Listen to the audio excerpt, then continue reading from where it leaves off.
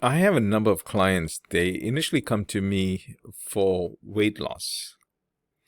But during the process, as I start to get to know them, and as they fill out the questionnaire and into my interview process of the on the free consultation, where you get to ask me questions, I get to ask you questions, I find out what they're looking for is how to control emotional eating or how to change emotional eating.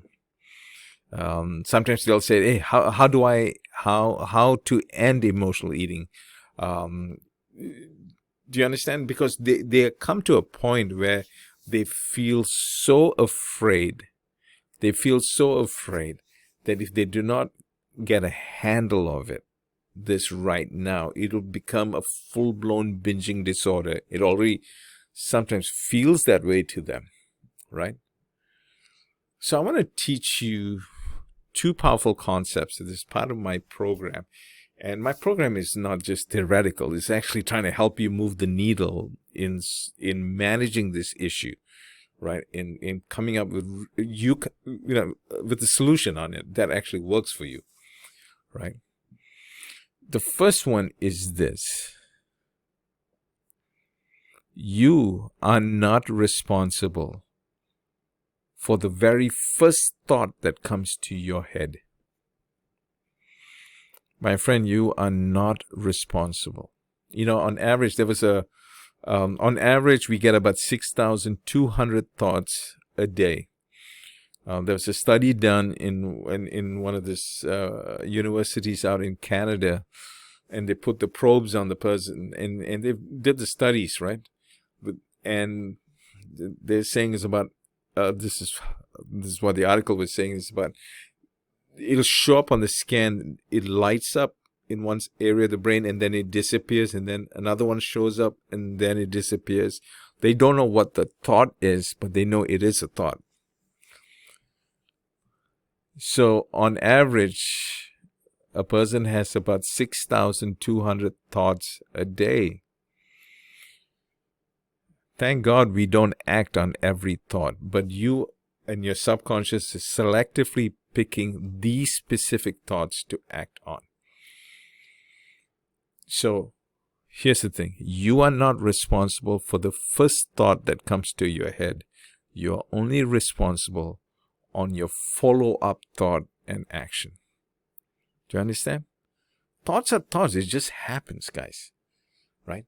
Now, easier said than done. With emotional eating, there is a recipe that you are following.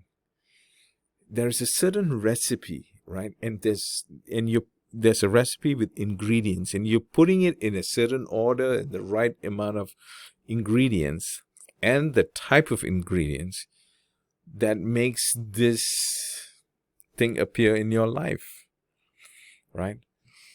So your first thing is you have to interrupt it. You have to interrupt this recipe, right? So I'll give you a couple of ideas on these things, right? The first one is your physiology. When you have this thought, what is your physiology? Your facial expression, your position of your hands, your body posture, your breathing pattern, your eyes. Okay, so there's physiology is part of it. The other part of it is your beliefs. What do you have to believe in that thought in order for you to have this emotional eating response? What is this specific belief that you have that is keeping this problem alive and intact in your life? Okay? There is a belief that you have. The knee-jerk response is, I don't know. And it's very surprising when I work with my clients, they bring it up and they're like, oh, wow. Right?